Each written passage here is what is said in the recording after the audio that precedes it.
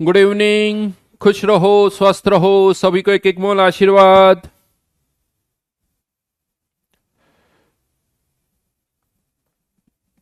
हाँ जी, चंद्रयान लॉन्च हो गया जी, बहुत बहुत बधाई हो सबको। और यही दुआएं कि after 40 days, I think 23 of अगस्त के आसपास शायद वो लैंड करेगा।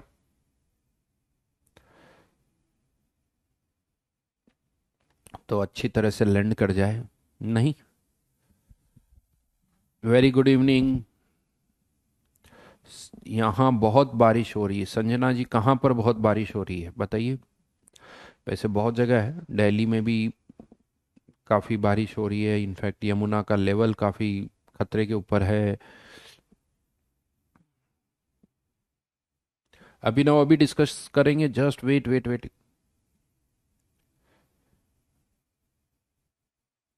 एक्सरसाइज टफ थी, तभी तो मजा आया बेटा। झारखंड में बहुत बारिश हो रही है, बिहार में भी बहुत बारिश हो रही है।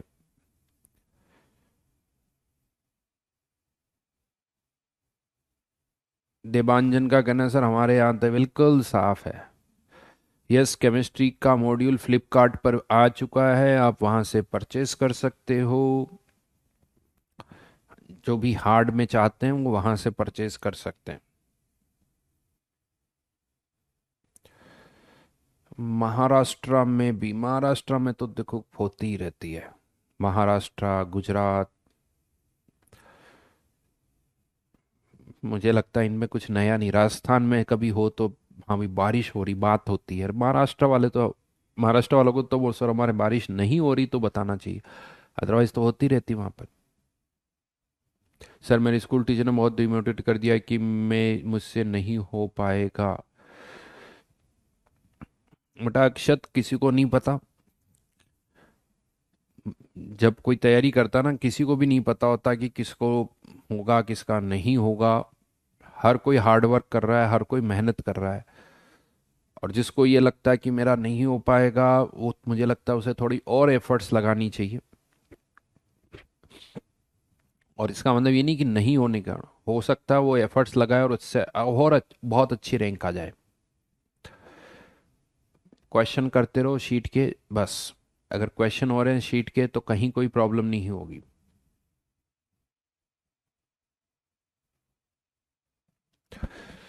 चलो, तो अब होमवर्क क्या था लास्ट क्लास में, जल्दी से आ जाते हैं उसके ऊपर।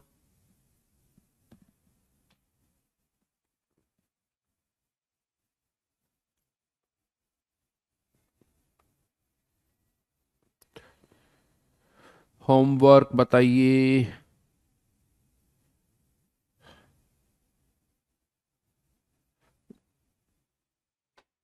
सर कल एग्जाम है दिस चैप्टर का, व्हाट टू डू आई। कुछ नहीं, बस एग्जाम देने जाओ, बाकी जो यहाँ पर होमवर्क कर रहे हो उस पर फोकस करो। 17 से लेके 36 तक।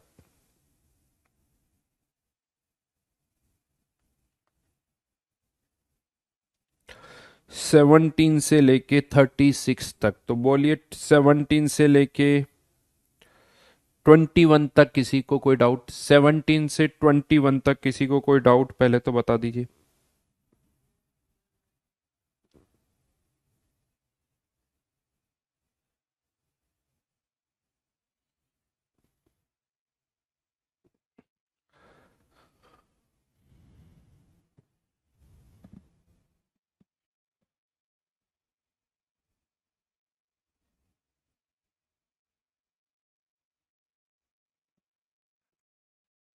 क्वेश्चन नंबर 18 में kinetic energy equals to formula 13.6 Z square upon N square. Curve Z के बीच में प्लॉट हो रहा है, तो इसको एन स्क्वायर को इसके साथ कर दो। लॉग ले लिया तो इंटरसेप्ट आपको दे रखा, वो इंटरसेप्ट की वैल्यू इसके बराबर हो जाएगी, यानी इंटरसेप्ट इज 13.6 एन स्क्वायर, और वो दे रखा है लॉग बेस 10 3.4 मतलब 13.6 upon N square equals to 3.4, यानी एन इक्वल्स टू 2। बस इतना सा करना है। 4 होमवर्क के रजिस्टर भर दिए, बहुत बढ़िया बहुत बढ़िया। क्या ऐसे सिंपल सिंपल क्वेश्चन पूछते हो यार। हम्म।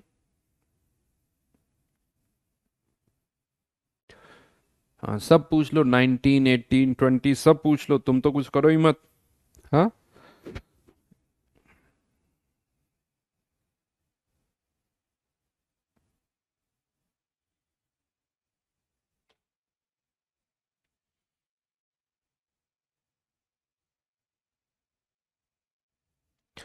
क्वेश्चन नंबर 19, अगर हाइड्रोजन के एक एटम को आयोनाइज करना है तो एनर्जी चाहिए उस फोटोन की 13.6। हीलियम के हीलियम प्लस में से अगर एक इलेक्ट्रॉन को बाहर निकालना है तो एनर्जी चाहिए इतनी। इतनी एनर्जी चाहिए। हाइड्रोजन में से एक इलेक्ट्रॉन को बाहर निकालना है, यानी उसको आयनाइज करना है। हीलियम में से निकालना है तो उसको इतनी चाहिए। तो ये एक फोटोन की क्या हो गई, एनर्जी हो गई। ये एक फोटोन की एनर्जी हो गई। अब जो बल्ब है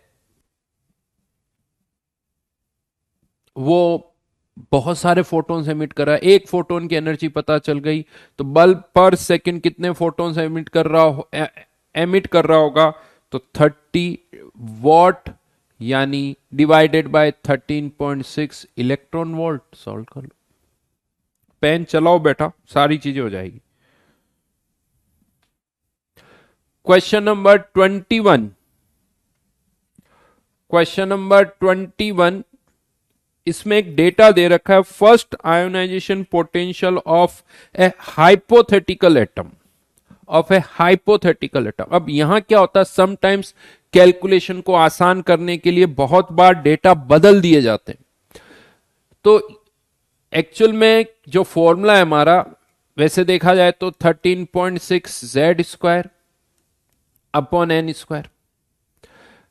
अगर मैं फर्स्ट लेवल की एनर्जी की बात करूं E1, तो ये आ जाती है -13.6 जेड स्क्वायर।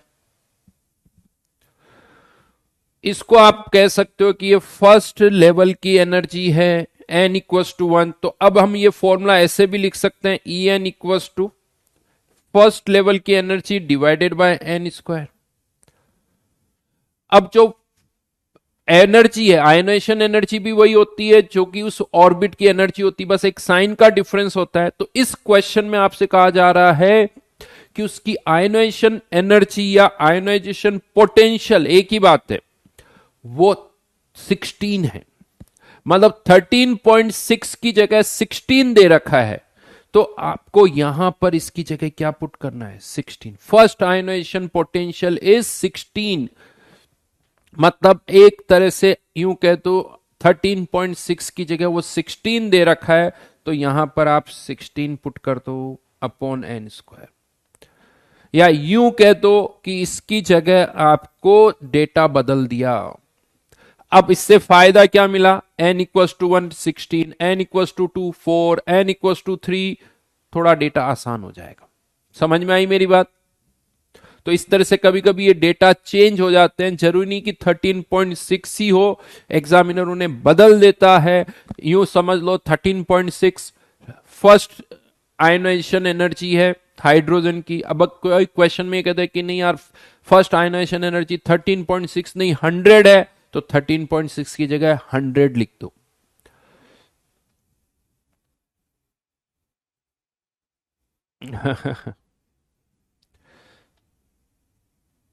बड़ा अच्छा क्वेश्चन किसी ने पूछा है कि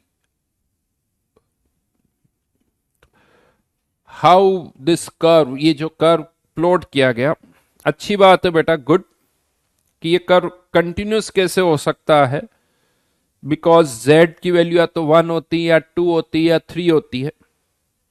बिल्कुल वैलिड पॉइंट है, अच्छा सोच रहे हो आप।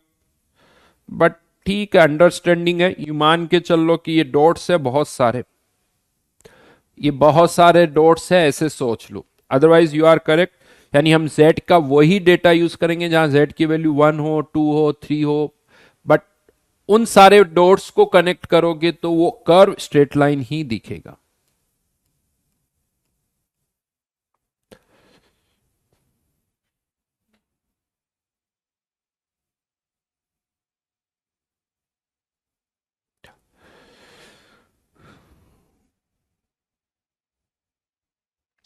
अब क्वेश्चन में पूछा जा रहा फर्स्ट एक्साइटेशन पोटेंशियल। ये फर्स्ट एक्साइटेशन का क्या मतलब हुआ?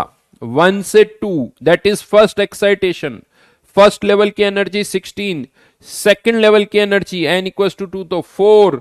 तो इसको यहां से यहां तक ले जाने में कितनी एनर्जी चाहिए? 12 electron volt, that is first excitation potential. Excitation energy, potential या एनर्जी एक ही तरह ट्रीट करो। पोटेंशियल और एक्साइटेशन को ऐसे ही एक जैसे ट्रीट करो। आगे बढ़ो। 22 से 27, 22 से 27,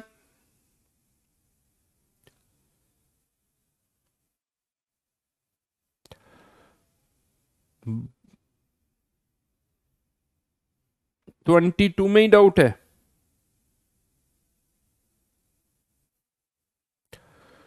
Find the wavelength of the radiation required to excite the electron in lithium plus from first to third Bohr orbit। Rydberg equation लगाओ, हो जाएगा।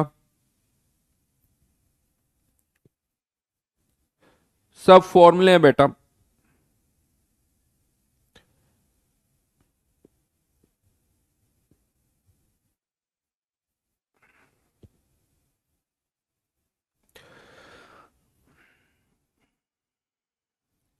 किसी पर्टिकुलर एटम में, क्वेश्चन नंबर 26 की लैंग्वेज से कोई लेना देना नहीं है, बस आपको यह बताना है कि कौन से हाइड्रोजन लाइक एटम में 2 से 1 में जंप होने पर इतनी वेवलेंथ वाला फोटोन एमिट होगा। क्वेश्चन नंबर 23 में वेवलेंथ दे रखी है, n1 n2 की वैल्यू दे रखी है, 2 से 1 आपको z की वैल्यू निकालनी है। Which hydrogen like species does this atomic number corresponds to, आपको z की वैल्यू निकालनी है।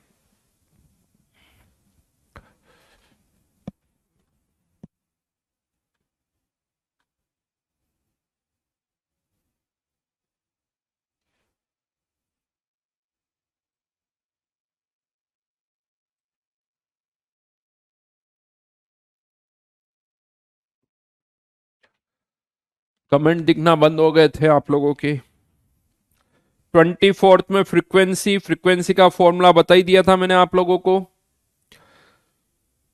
26 आपको ये बताना कि 10⁻⁸ सेकेंड्स में कितने राउंड वो कंप्लीट करेगा। कहा जा रहा है कि कोई इलेक्ट्रॉन किसी ऑर्बिट में केवल कितने सेकेंड्स तक रहता है?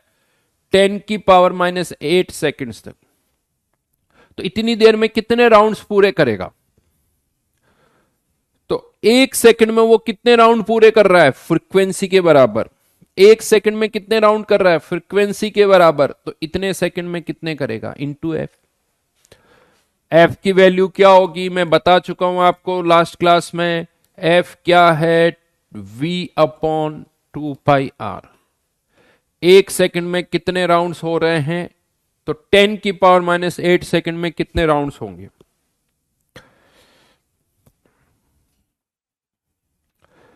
वैल्यूज पुट कर दो, आ जाएगा। क्वेश्चन नंबर 27, क्वेश्चन नंबर 27 क्या कहा जा रहा है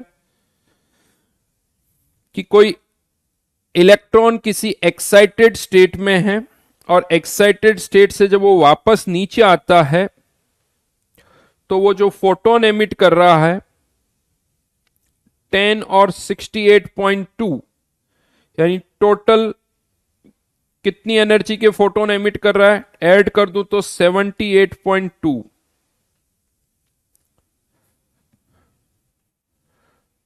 और कहां तक आ जाता है वो? फर्स्ट एक्साइटेड स्टेट, यानी n=2 तक आ जाता है, ये n=1। और सेकंड एक्साइटेड स्टेट यानी n=3 में जब आता है तो टोटली कितनी एनर्जी के फोटोन एमिट कर रहा है?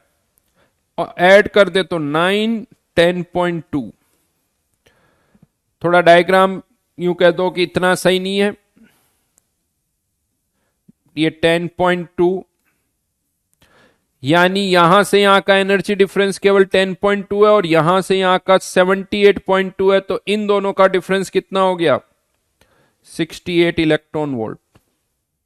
यानी कौन से एलिमेंट में, कौन से एटम में 2 से 3 का डिफरेंस 68 इलेक्ट्रॉन वोल्ट है? तो 68 electron volt equals to 13.6 Z square 1/4 minus 1/9। जेड के लिए सॉल्व कर लो।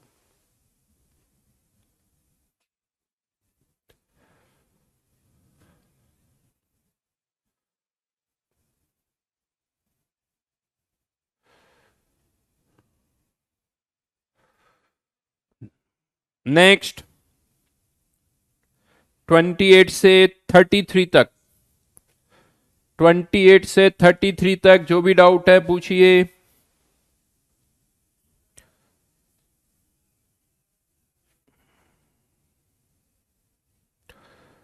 ट्वेंटी एट तो नहीं बता रहा मैं, आगे बढ़ो।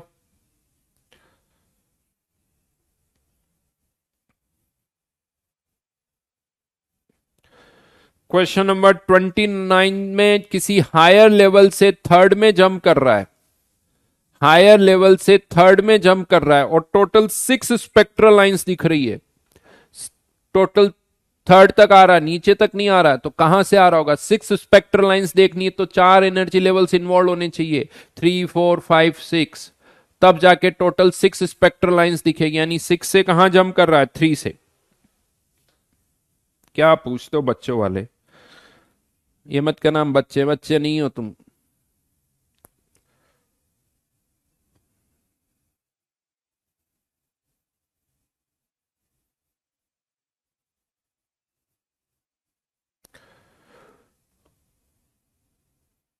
हाँ। कोई कह रहा है कि 28 का आंसर 4 दे रखा है, होना चाहिए 5, ऐसा? सही बेटा, 4 ही। लाइमन, बामर, पास्चन, N-3, 7-3, 4 ही तो होगा। हाँ आयशत, क्या नाम है यार?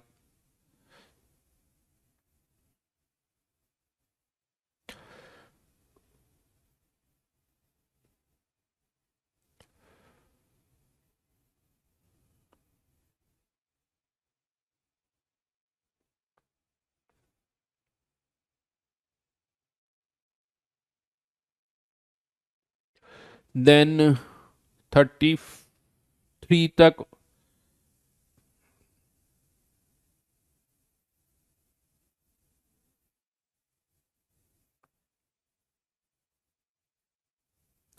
क्वेश्चन नंबर 33 में 12.1 इलेक्ट्रॉन वोल्ट से बताइए पहले कहां जाएगा।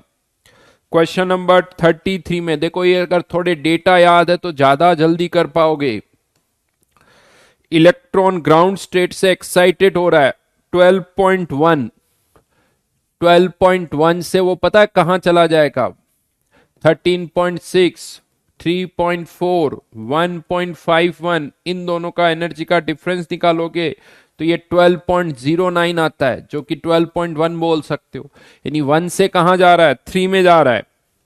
क्वेश्चन नंबर 33 में 1 से 3 में जा रहा है। Then the number of spectral lines emitted when electron returns to the ground state. अब वो 3 में चला गया, 3 से वापस ग्राउंड में आएगा, तो total number of spectral lines N-1 divided by 2। चलिए 33 से आगे बढ़िए। इनफैक्ट क्वेश्चन नंबर 33 34 दोनों सेम है।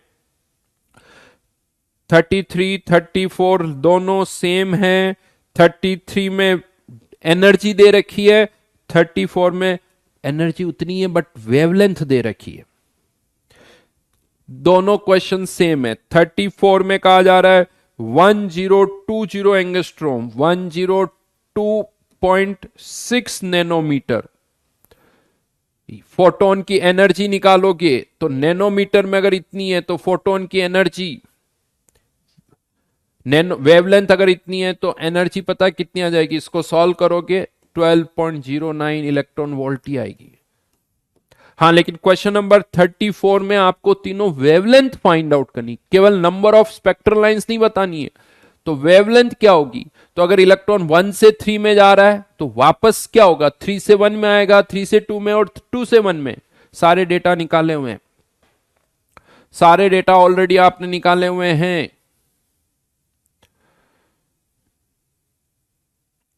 3 से 1 तो वापस वही हो जाएगी 1026। फिर अब आपको एक 3 से 2 और 2 से 1, 2 से 1 का पता है 1216, 3 से 2 का भी पता है 65 समथिंग। किसी ने पूछा मोनोक्रोमेटिक क्या होता है, बता चुका हूं, वापस लेक्चर को ढंग से सुनो। मोनोक्रोमेटिक का मतलब होता है एक ही वेवलेंथ वाले फोटॉन्स। एक बल्ब जिसे हम कह सकते हैं मोनोक्रोमेटिक सोर्स ऑफ लाइट, मतलब वो एक ही वेवलेंथ वाले रेडिएशन को एमिट कर रहा है। उत्कर्ष का गाना जितनी स्पीड से आप करते हो उससे 10 टाइम्स लगता है मुझे। बेटा मैंने 20 साल लगा दिया इस, पता है, तब जाके ये स्पीड आई है। तुम बताओ तुमने कितना टाइम दिया? तो फर्क तो रहेगा ही। लेकिन ये गारंटी, तुम 20 घंटे लगाओ तुम्हारी स्पीड भी बढ़ जाएगी।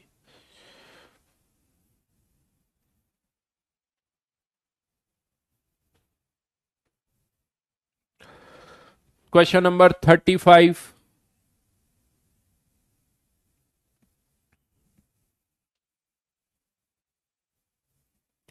Electrons in a sample of hydrogen atom make transition from X to some lower excited state. Lower excited state ध्यान रखना, यानी ग्राउंड तक तो वो आ ही नहीं रहा है।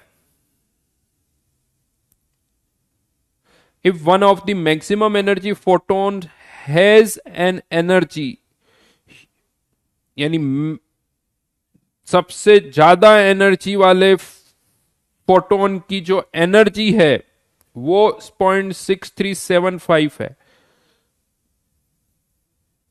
तो बताओ वो कहां तक आ रहा होगा? अब यहां पर ना तो हमें अपर लेवल पता है ना लोअर लेवल पता है, यानी एक ही इक्वेशन से दो वेरिएबल। अब इसलिए हम फाइंड आउट कर सकते हैं क्योंकि हमें पता है n1 n2 की वैल्यू कुछ इंटीग्रल ही होनी चाहिए। तो 2 से 1 एनर्जी कितनी आ रही है? 0.6375,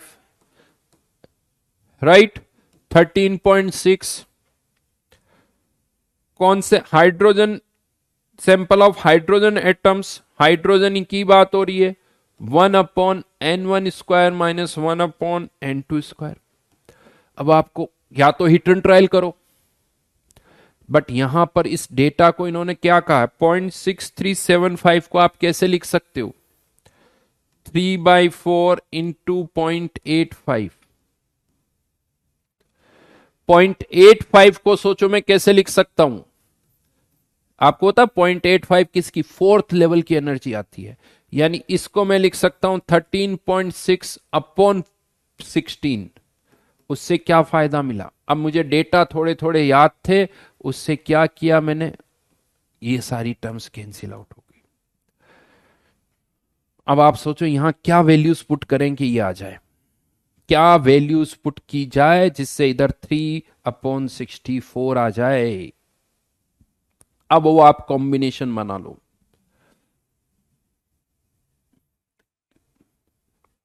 राइट। वो कॉम्बिनेशन आपको बनाना है।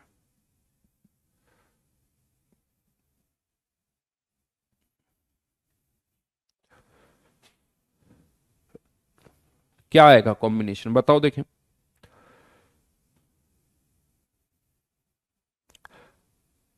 1 और 2 में नहीं आएगा, 1 और 3 में भी नहीं आएगा।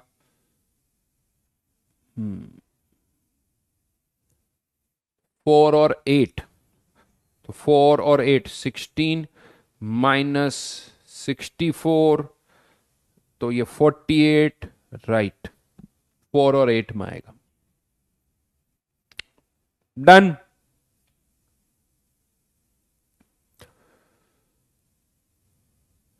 ये सारे क्वेश्चंस करो, अपने आप दिमाग चलेगा, अपने आप दिमाग चलेगा। क्वेश्चन करते जाओगे दिमाग चलने लगेगा। पहली बार में दिमाग नहीं चलता कि क्या करें। क्वेश्चन करते करते आदत डालो इन चीजों की, करोगे तब समझ में आएगा, नहीं करने से कुछ नहीं समझ में आएगा। और फिर से कह रहा हूं, ये क्वेश्चंस कर लो, बहुत सेलेक्टिव क्वेश्चन है, बहुत सेलेक्टिव क्वेश्चन है। इन क्वेश्चंस को कर लो, सीरियसली बता रहा हूं, कहीं गाड़ी नहीं रुकेगी तुम्हारी, भगेगी बुलेट ट्रेन की तरह, सीरियसली बता रहा हूं, जेट रॉकेट की तरह भागोगे अगर ये शीट ढंग से कर लोगे तो, कोई नहीं रोक सकता। ये लिख के ले लेना मेरे से। इस बार भी बहुत सारे बच्चे हैं अभी ऐसे हैं जिनका कहा कि सर फिजिकल बहुत बढ़िया हुआ हमारा जेई में। मैं फ्रैंक यानी ये बता दूं, जिन्होंने होमवर्क किया है, जो होमवर्क कर रहे हैं, ऑब्वियस ही बात कि सर बहुत जबरदस्त मार्क्स आए हैं फिजिकल के अंदर, और उन सब के मार्क्स इसीलिए आए क्योंकि उन्होंने शीट को ढंग से सॉल्व किया है। और ये भी बता दूं, लास्ट ईयर से कंपेरेटिवली मैंने और बहुत कुछ ऐड किया है इसके अंदर, और अच्छी तरह से किया है। मतलब इस बार वाली शीट को आप और ढंग से कर लो ना, गाड़ी ऐसी भगेगी लगेगा। क्वेश्चन नंबर 36 बड़ा अच्छा क्वेश्चन है। क्वेश्चन नंबर 36, तीन तरह की गैसेज है, हाइड्रोजन, हीलियम प्लस और लिथियम प्लस। हाइड्रोजन में इलेक्ट्रॉन फर्स्ट एक्साइटेड स्टेट में है, बड़ा अच्छा क्वेश्चन है। हीलियम प्लस में इलेक्ट्रॉन थर्ड एक्साइटेड स्टेट में है, फर्स्ट, थर्ड, और क्या कहा जा रहा है, फिफ्थ एक्साइटेड स्टेट में है, यानी n equals to 6, right. Lithium plus 2, helium plus 1।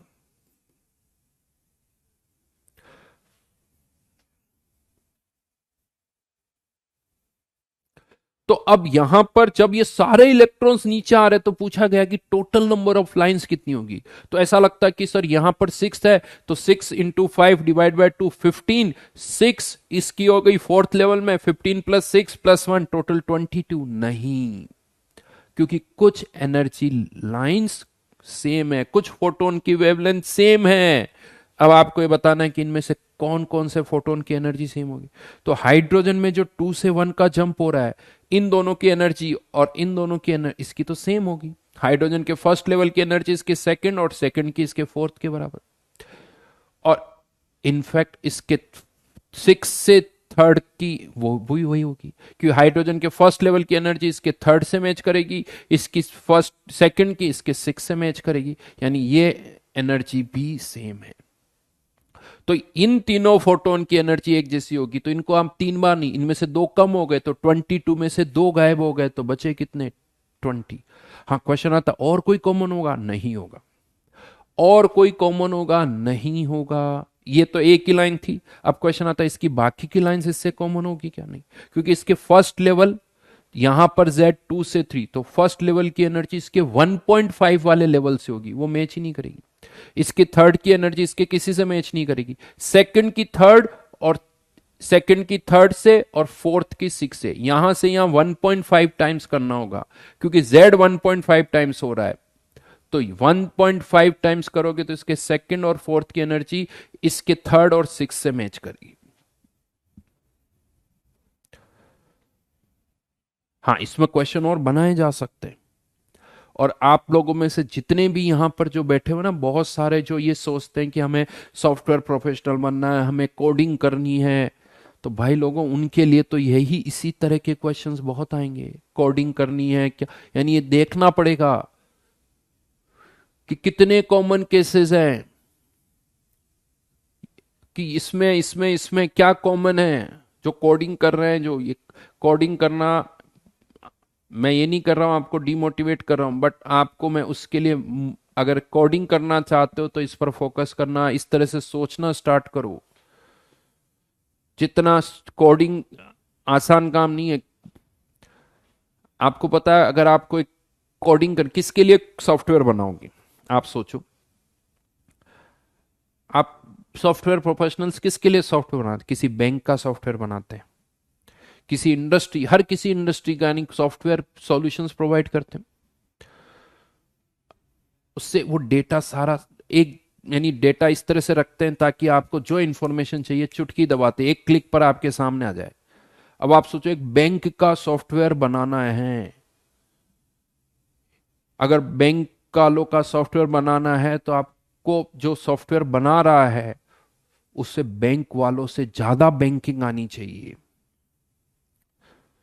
यानी अगर आपको एक बैंक के लिए सॉफ्टवेयर बनाना है तो आपको सारी कॉमर्स आनी चाहिए, कॉमर्स अच्छी खासी, इंटरेस्ट, टैक्स, डिविडेंड, ये सब कैलकुलेट करना आना चाहिए, क्या होता है ये समझ में आना चाहिए। यानी जितनी बैंक वालों को बैंकिंग नहीं आती है उससे ज्यादा आपको आनी चाहिए, तब जाके सॉफ्टवेयर बना पाओ।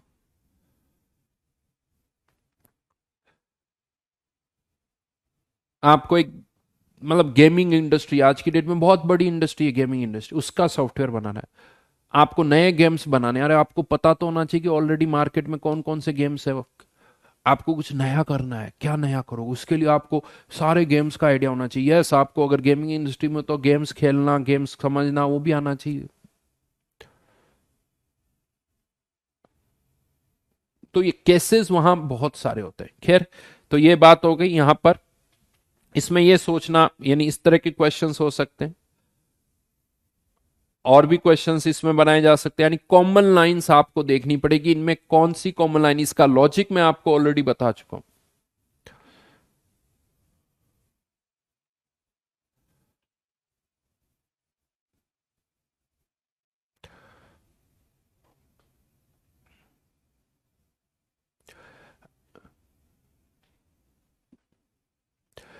अभी आपको पता है, मतलब अभी तो एक दो साल हो गए, इन्फोसिस को इंडियन गवर्नमेंट ने इनकम टैक्स फाइल करने का, इनकम टैक्स रिटर्न फाइल जो करते हैं उसका सॉफ्टवेयर बनाने के लिए कहा। आप सोचो, करोड़ों लोग हर साल इनकम टैक्स रिटर्न फाइल करते हैं, उसका बहुत बड़ा डेटा। ऑब्वियसली इन्फोसिस को भी उसमें टाइम लगा, एग्जैक्टली मैं नहीं पता, बट 2 ढाई 3 साल का टाइम लगा उन्हें वो सॉफ्टवेयर बनाने में। और वो जो कॉन्ट्रैक्ट था जो इन्फोसिस को मिला, पता आपको उसकी वैल्यू क्या थी? लगभग 7-8 हजार करोड़ रुपए। यानी उसके लिए इन्फोसिस ने 7-8 हजार करोड़ रुपए चार्ज की। इमेजिन करो एक सॉफ्टवेयर बनाने की। बट जब वो सॉफ्टवेयर बनने के बाद 5-6 महीने तक बहुत प्रॉब्लम्स रही, इश्यूज रहे, एरर्स आती थी। तो उनके कारण सॉफ्ट इन्फोसिस पर यूं कह दो कि सब पर शायद कुछ एग्जैक्टली लिमिट, मुझे लगता है अच्छी खासी 500-700 या समथिंग हजार करोड़ की, यानी 500-700 करोड़ की कुछ पेनल्टी भी लगी। अब सोचो, जिस इंजीनियर के कारण वो गड़बड़ हुई, पेनल्टी लगी, लॉस कितना हुआ? 500-700 करोड़। सोचो आप।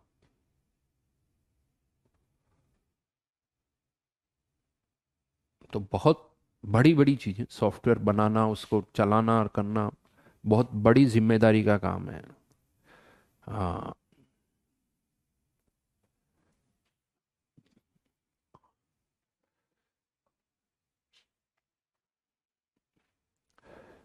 यस। और नाउ डेज तो अब तो एआई और आ गया, पता नहीं क्या बवाल है भाई। अभी देखो आगे आगे क्या होता है उसका इम्पैक्ट। ठीक है, तो आगे बढ़ते हैं। लास्ट क्लास में हम बात कर रहे थे बोहर मॉडल के ड्रॉबैक्स की। बोहर मॉडल के ड्रॉबैक्स तो मैंने दो ड्रॉबैक्स तो आई थिंक आप लोगों को लिखवाए थे। पहला ड्रॉबैक मैंने आप लोगों को क्या लिखवाया था कि जिन लाइंस को बोहर कह रहा था कि वो एक सिंगल लाइन है, लेटर ऑन हमने देखा कि वो एक सिंगल लाइन नहीं है, वो बहुत closely spaced more than one lines है। लेकिन हमारे पास इतने अच्छे स्पेक्ट्रोस्कोप नहीं थे, जिनकी रिजोल्यूशन पावर इतनी ज्यादा नहीं थी, तो हमें लग रहा था एक ही लाइन है। बाद में समझ में आया कि नहीं यार, वो तो एक से ज्यादा लाइन्स है। तो बोहर मॉडल उसको एक्सप्लेन ही नहीं कर पाया।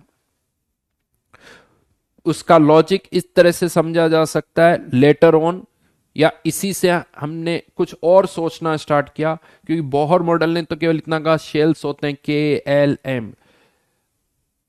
अब हम ये कह रहे हैं कि इलेक्ट्रॉन 3 से 1 में जंप करेगा तो एनर्जी उतनी एमिट होगी, बट वो एग्जैक्ट वो 3 में भी कभी 3S, कभी 3P, कभी 3D।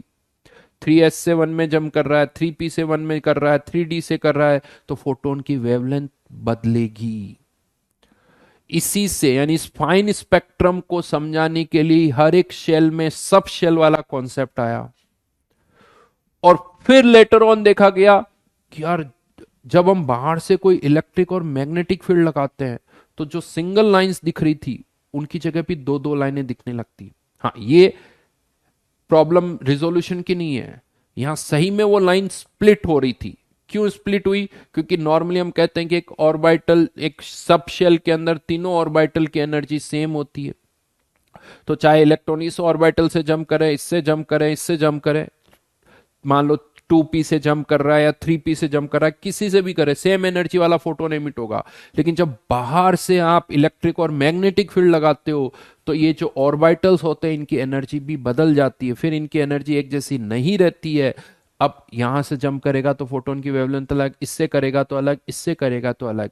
This is known as Zeeman effect and Stark effect. इसे कहा जाता है स्प्लिटिंग ऑफ स्पेक्ट्रल लाइंस। अगर आप एनसीईआरटी पढ़ते हो, मेरे हाथ में एनसीईआरटी है, तो इसमें पेज नंबर वेरी कर सकता है, but limitation of Bohr model में लिखा हुआ है, Bohr theory was unable to explain the splitting of spectral lines in the presence of magnetic field और an electric field, Stark effect और जीमान इफेक्ट। तो ये दो मेजर जो एक्सपेरिमेंटली, यानी ठीक है वो बात अलग है कि Bohr model multi electron system के लिए नहीं लगता, ये तो अंडरस्टूड है। लेकिन यहां गड़बड़ क्या होगी, जिस बेसिस पर बोहर मॉडल को एक्सेप्ट किया था हमने कि यार हाँ बोहर मॉडल सही है, वहीं पर गड़बड़ होगी कि क्यों हो रही स्प्लिटिंग, क्यों हो रही बोहर के अकॉर्डिंग तो स्प्लिटिंग होनी नहीं चाहिए साहब। तो क्योंकि बोहर में मॉडल में कोई ऑर्बिटल्स का कॉन्सेप्ट नहीं, कोई सब शेल का कॉन्सेप्ट नहीं, तो फिर धीरे धीरे इस तरह से सोचा जाने लगा कि नहीं शेल के अंदर सब शेल, सब शेल के अंदर ऑर्बिटल्स होने चाहिए। तो ये डेवलपमेंट इस तरह से हुए हैं, एक प्रॉब्लम को समझाएं, कैसे समझाएं, उसके लिए इस तरह से सोचा गया। तो अगेन आगे बढ़ते हैं। तो ये मेजर ड्रॉबैक है। एक और ड्रॉबैक बोहर मॉडल का वो लिख दीजिए।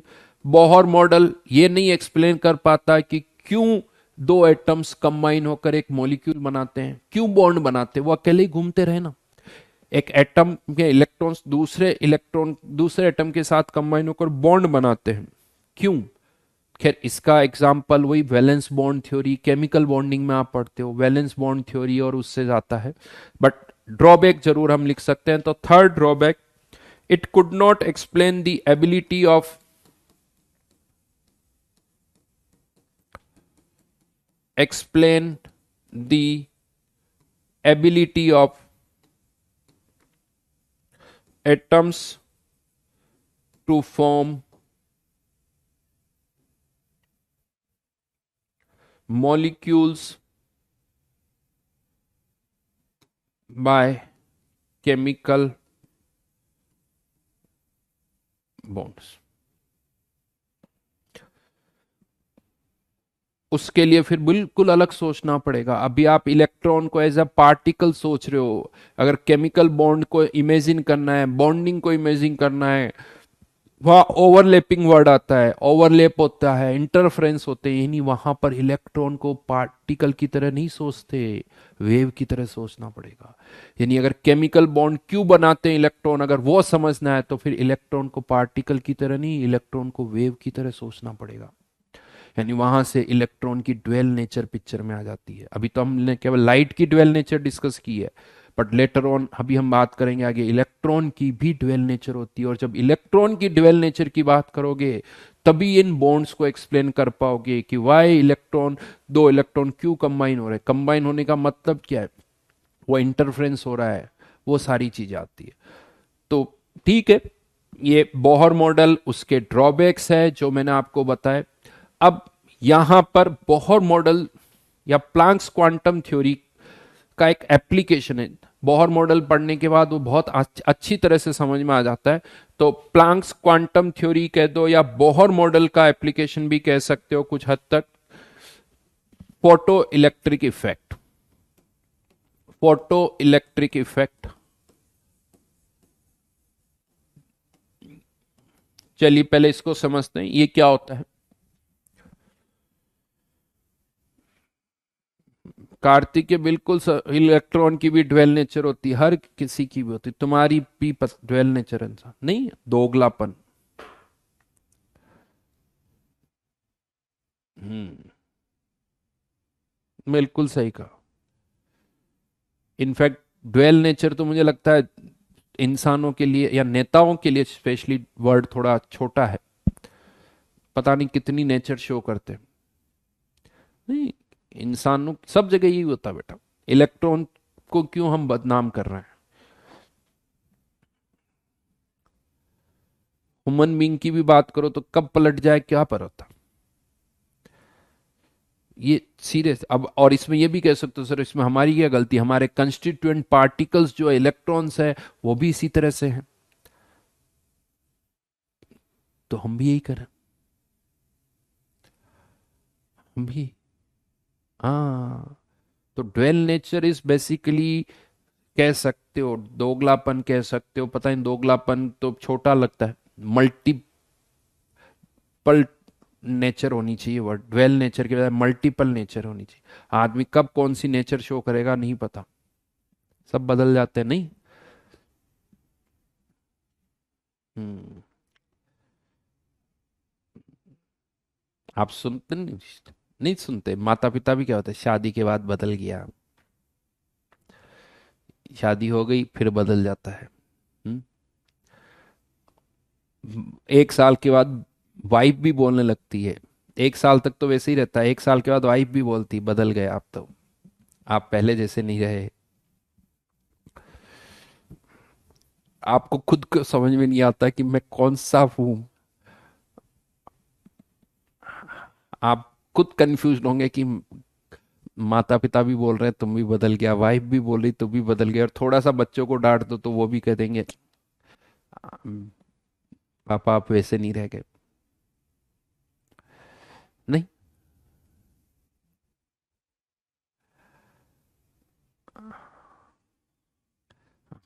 ये ठीक लाइन है, दोगलापन, मोलपन है, ये भी अच्छी लाइन है। दोगलापन नहीं सर, मोलपन बोलो। हाँ, ये ठीक लाइन है यार। मुझे लगता है सारी चीजें धीरे धीरे मोल से रिलेट होती जा रही है। हाँ, अशनीर ग्रोवर ने दोगलापन लिखा था, मैं बुक लिखूंगा मोलपन, how mole is related to अस।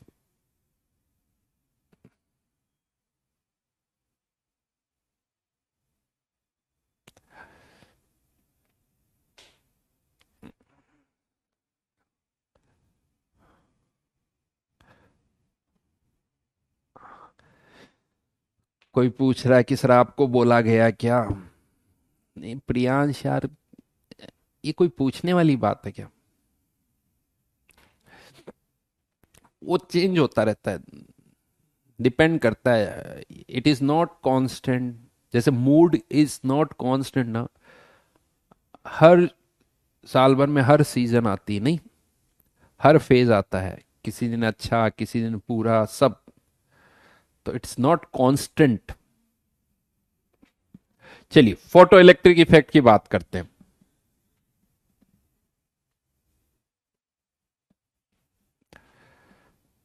तनिष्क कह रहा है सर वो बातें तो ठीक है, बस आप एक बात से मत पलटना कि जब हमारी रैंक आ जाए तो बीएमडब्ल्यू में घुमाओगे। वैसे आज ही कुछ बच्चे आ रहे हैं जो कि जिन्होंने जेई में रैंक आई है, काफी दूर दूर से मिलने आ रहे हैं। आज जरूर, पहले भी घुमा चुका हूं उनको जेई से पहले भी, आज फिर उनको घुमाऊंगा।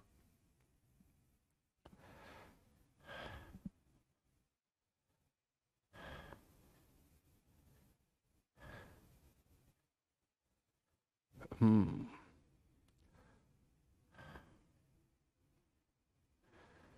हाँ अरित्रा भी आ रहा है। हम्म, श्रवण भी आ रहा है, और उस बेच से आप आदित्य भी आ रहा है, सक्षम भी आ रहा है, ध्रुव भी आ रहा है। शिवांशु का भी मुझे नहीं पता।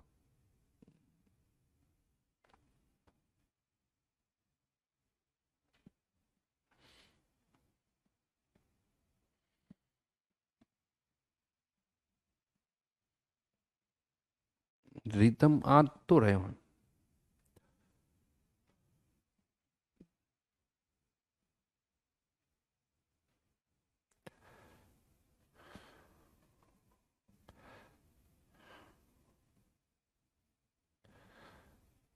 अच्छा, वीडियो डालूं मैं चित्रांग भैया को? बेटा वो यूएस में बैठा हुआ है।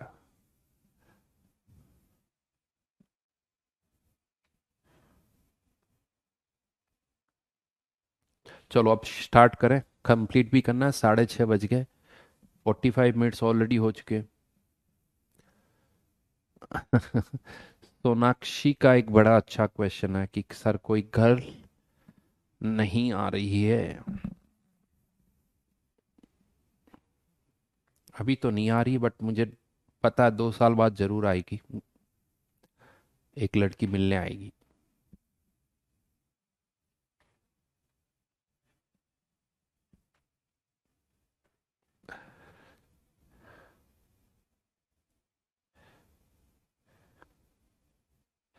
बीएमडब्ल्यू में कितने जने आ पाएंगे? अभी थोड़े दिनों पहले मैंने 8-9 को तो घुसा दिया था।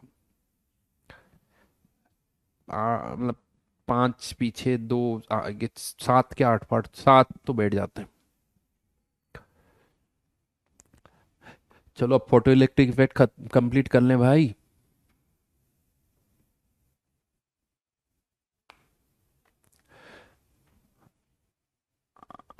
ओके, चलो चलो जी, चलो अब फोटो इलेक्ट्रिक इफेक्ट पर बात करते हैं। तो फोटो इलेक्ट्रिक इफेक्ट क्या है? बेस अगर हम एक मेटल प्लेट पर, ये कोई मेटल प्लेट है, और इस मेटल प्लेट पर अगर हम लाइट गिराते हैं, लाइट मतलब वही फोटोन स्ट्राइक कर रहे हैं, तो हम क्या देखते हैं कि इस मेटल प्लेट से इलेक्ट्रॉन इजेक्ट होते हैं। इस मेटल प्लेट से इलेक्ट्रॉन इजेक्ट होते हैं। ये जो फिनोमिना है इसी को कहा जाता है फोटो इलेक्ट्रिक इफेक्ट। इसी को कहा जाता है फोटो इलेक्ट्रिक इफेक्ट। तो यहां पर कह सकते हो ejection of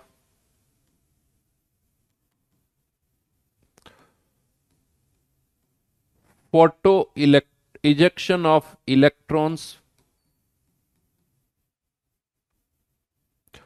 from a metal when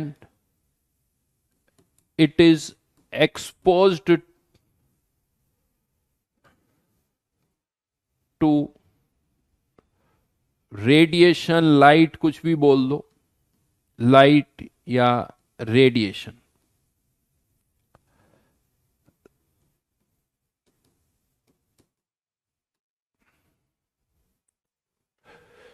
और ये जो इलेक्ट्रॉन्स इजेक्ट होते हैं, इन इलेक्ट्रॉन्स को बोला जाता है फोटो इलेक्ट्रॉन्स।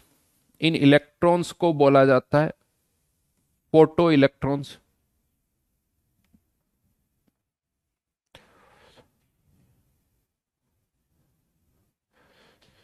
ठीक है, लेकिन अब यहां पर हमने क्या देखा है, यानी ये फोटो इलेक्ट्रिक इफेक्ट क्या होता है वो मैंने बता दिया। मेटल प्लेट पर जब कोई लाइट गिरती है तो उससे इलेक्ट्रॉन इजेक्ट होते हैं। लेकिन क्या हम किसी भी वेवलेंथ वाली लाइट गिराएं तो इलेक्ट्रॉन इजेक्ट होते हैं? तो ये देखा गया कि हर किसी वेवलेंथ वाली लाइट से इलेक्ट्रॉन इजेक्ट नहीं होते हैं। अगर आपको इलेक्ट्रॉन इजेक्ट करने हैं तो ये जो फोटॉन्स है, इन फोटॉन्स की एक मिनिमम एनर्जी होनी चाहिए, एक मिनिमम फ्रीक्वेंसी होनी चाहिए। उससे कम फ्रीक्वेंसी वाले अगर हम फोटॉन्स यूज कर रहे हैं तो इलेक्ट्रॉन इजेक्ट नहीं होते हैं। फ्रीक्वेंसी उससे ज्यादा होनी चाहिए। तो जो मिनिमम फ्रीक्वेंसी होती है उसे कहा जाता है थ्रेशोल्ड फ्रीक्वेंसी। थ्रेशोल्ड फ्रीक्वेंसी या थ्रेशोल्ड एनर्जी, बिकॉज एनर्जी और फ्रीक्वेंसी ये सब रिलेटेड टर्म्स है। तो एक मिनिमम फ्रीक्वेंसी होनी चाहिए, मतलब एक मिनिमम एनर्जी वाला फोटोन होना चाहिए। That minimum frequency is called threshold frequency, that minimum energy is called threshold energy. यानी यहां पर हम ये बोलते हैं energy of the incident photon, of the incident photon must be greater than threshold energy, must be greater than threshold energy. Energy threshold energy से ज्यादा होनी चाहिए, और इस थ्रेशोल्ड एनर्जी को या तो W या फिर फाई से रिप्रेजेंट किया जाता है, या तो W या फाई से, यानी फोटोन की एनर्जी उसकी थ्रेशोल्ड एनर्जी से ज्यादा होनी चाहिए, फ्रीक्वेंसी थ्रेशोल्ड फ्रीक्वेंसी से ज्यादा होनी चाहिए। हाँ, लेकिन वेवलेंथ के केस में उल्टा हो जाएगा, वेवलेंथ इनवर्स होती है, तो यानी वेवलेंथ उससे कम होनी चाहिए, वेवलेंथ उससे कम होनी चाहिए। अभी हम लिखेंगे तब अपने आप समझ में आ जाएगा। यानी ये कैसे समझे इस चीज को, तो लॉजिक है कि अगर हमें किसी इलेक्ट्रॉन को अगर बाहर निकालना है, एक एटम के अंदर इलेक्ट्रॉन की एनर्जी कुछ नेगेटिव में होती है, अगर उसको हमें बाहर निकालना है, बाहर निकालना है तो मिनिमम कुछ एनर्जी तो देनी पड़ेगी। वही आयनाइजेशन एनर्जी, हाइड्रोजन एटम की हमने बात की थी, हाइड्रोजन के फर्स्ट लेवल की एनर्जी कितनी थी, -13.6। अगर उस इलेक्ट्रॉन को बाहर निकालना है तो आपको कितनी एनर्जी कम से कम देनी पड़ेगी, +13.6 आयनाइजेशन एनर्जी, उतनी एनर्जी तो आपको देनी ही पड़ेगी। हाँ, लेकिन ये बात है, यहां पर आप हाइड्रोजन के फॉर्मूले नहीं लगाओगे, बोहर मॉडल के फॉर्मूले नहीं लगाओगे, क्योंकि जो बोहर मॉडल के फॉर्मूले थे वो सिंगल इलेक्ट्रॉन सिस्टम के लिए, ये मल्टी इलेक्ट्रॉन सिस्टम है, तो वो फॉर्मूले तो यहां पर नहीं लगेंगे, लेकिन वो फील यहां जरूर आता है। वो फील तो यही है कि यहां पर भी एटम्स है, इन एटम्स में भी इलेक्ट्रॉन्स है, इनको भी अगर बाहर निकालना है तो उन इलेक्ट्रॉन्स को एनर्जी तो देनी पड़ेगी। Minimum energy is known as threshold energy. Energy of the incident photon must be greater than threshold energy to eject an electron. To eject an electron, ऐसे लिख दो, यही डेफिनेशन। एक कम यानी मिनिमम एनर्जी से ज्यादा होना चाहिए। तो हर एक मेटल की अपनी एक थ्रेशोल्ड एनर्जी होती है, हर एक मेटल की अपनी एक थ्रेशोल्ड एनर्जी होती है, उससे ज्यादा एनर्जी का फोटोन गिरना चाहिए। अब सोचिए, अगर आपके फोटोन की एनर्जी जो है वो थ्रेशोल्ड एनर्जी से ज्यादा है तो क्या होगा, तो वो जो एक्स्ट्रा एनर्जी आप दे रहे हो वो एक्स्ट्रा एनर्जी किस में कन्वर्ट हो जाएगी, kinetic energy of ejected electron. तो जो इजेक्टेड इलेक्ट्रॉन है उसकी काइनेटिक एनर्जी कितनी होगी, फोटोन की एनर्जी, फोटोन की एनर्जी, लेकिन इसमें से W यानी इतनी एनर्जी तो उसको बाहर निकालने में चली जाएगी, थ्रेशोल्ड एनर्जी के बराबर एनर्जी तो उसको बाहर निकालने में चली जाएगी। तो वो जो एक्स्ट्रा एनर्जी आपने दी है वो किस में कन्वर्ट हो जाएगी, उसकी काइनेटिक एनर्जी में कन्वर्ट हो जाएगी। That extra energy is converted into kinetic energy. किसकी काइनेटिक एनर्जी, फोटो इलेक्ट्रॉन्स की काइनेटिक एनर्जी। लेकिन इसमें भी एक पॉइंट आता है, होता क्या है, जो ये इलेक्ट्रॉन्स इजेक्ट होते हैं तो ये फोटॉन्स जो होते हैं, ऐसा नहीं कि केवल सरफेस से टकराते हैं, फोटॉन सरफेस के अंदर भी जा सकते हैं, और इलेक्ट्रॉन जो इजेक्ट होते हैं सरफेस से भी इजेक्ट होते हैं, अंदर के एटम्स में से भी इलेक्ट्रॉन बाहर निकलते हैं। तो फोटॉन्स जो टकराते हैं वो अंदर के इलेक्ट्रॉन से भी टकराते हैं, सरफेस के इलेक्ट्रॉन से भी टकराते हैं। तो अब अंदर से कोई इलेक्ट्रॉन अगर बाहर आ रहा है तो क्या होता है, बाहर आते आते वो बाकी के इलेक्ट्रॉन्स के साथ भी टकरा जाता है। अंदर से इलेक्ट्रॉन निकल रहा है तो बाकी के इलेक्ट्रॉन्स के साथ भी टकराता है, और जब वो बाकी के इलेक्ट्रॉन्स के साथ टकराता है तो उसकी काइनेटिक एनर्जी चेंज हो जाती है, काइनेटिक एनर्जी चेंज हो जाती है। तो यहां से जो इलेक्ट्रॉन्स इजेक्ट हो रहे हैं उन सब की काइनेटिक एनर्जी एक जैसी नहीं होती है, किसी की कम किसी की ज्यादा। तो ये जो काइनेटिक एनर्जी हम यहां लिख रहे हैं ये मैक्सिमम काइनेटिक एनर्जी है, this is maximum kinetic energy. यानी जो इलेक्ट्रॉन्स इजेक्ट होंगे उनकी काइनेटिक एनर्जी 0 से लेके मैक्सिमम काइनेटिक एनर्जी के बीच में कुछ भी हो सकती है, क्योंकि ये जो इलेक्ट्रॉन यहां से निकल रहा है बाहर निकलते निकलते वो किसी से टकरा गया तो उसकी काइनेटिक एनर्जी कम हो जाती है। इनफैक्ट ऐसा भी होता है कि इलेक्ट्रॉन टकरा के वापस अंदर ही रुक जाता है। यानी ये कोई जरूरी नहीं है कि हर एक फोटोन से एक इलेक्ट्रॉन इजेक्ट होगा ही होगा, ऐसा कोई जरूरी नहीं है। ऐसा हो सकता है कि एक फोटोन यहां से एक इलेक्ट्रॉन को निकाल रहा हो, वो इलेक्ट्रॉन निकल रहा है बाहर और अंदर ही टकरा के रुक जाए, तो ऐसा भी हो सकता है। तो इसका मत यानी जितने फोटॉन्स है उतने इलेक्ट्रॉन्स इजेक्ट हो ये जरूरी नहीं है। लेकिन हाँ, ये कह सकते हो इलेक्ट्रॉन्स इजेक्ट होंगे, लेकिन वो भी तभी होंगे जब फोटॉन्स की एनर्जी थ्रेशोल्ड एनर्जी से ज्यादा है। अगर फोटोन की एनर्जी इस वर्क फंक्शन से कम हुई तो एक भी इलेक्ट्रॉन इजेक्ट नहीं होगा।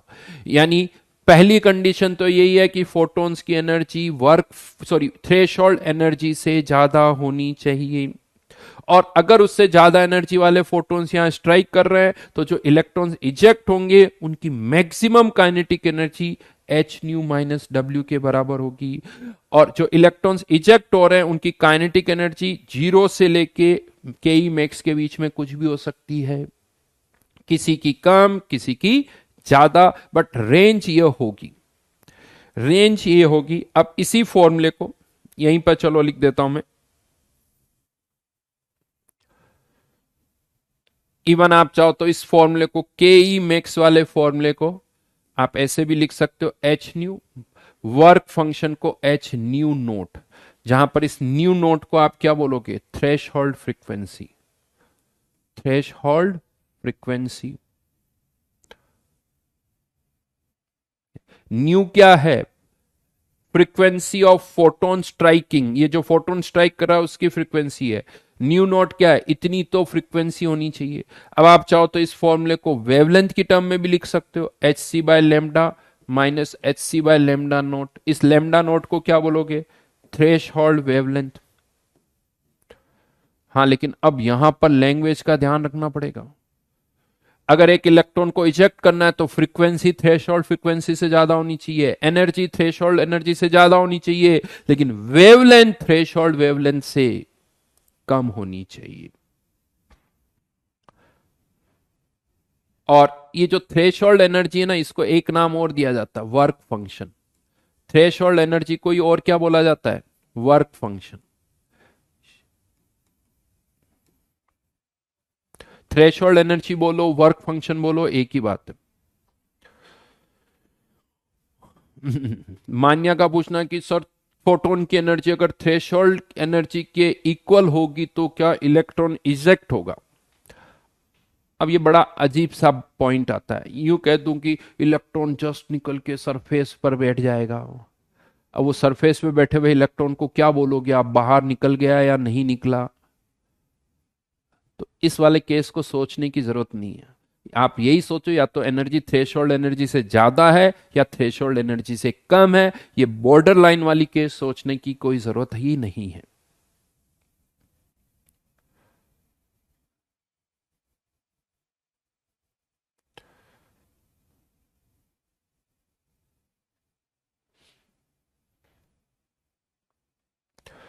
राइट, तो एक यहां पर ये फॉर्मूले आप लिख चुके हो, कोई सा भी फॉर्मूला या तो वेवलेंथ की टर्म में भी लिख सकते हो, फ्रीक्वेंसी की टर्म में भी लिख सकते हो। यहां पर एक दो लाइन और लिख दो, एक दो स्टेटमेंट और लिख सकते हो। इसी को मैं थोड़ा लैंग्वेज में पुट कर रहा हूं, ejected electrons may have kinetic energy from 0 to ke max. 0 to ke max.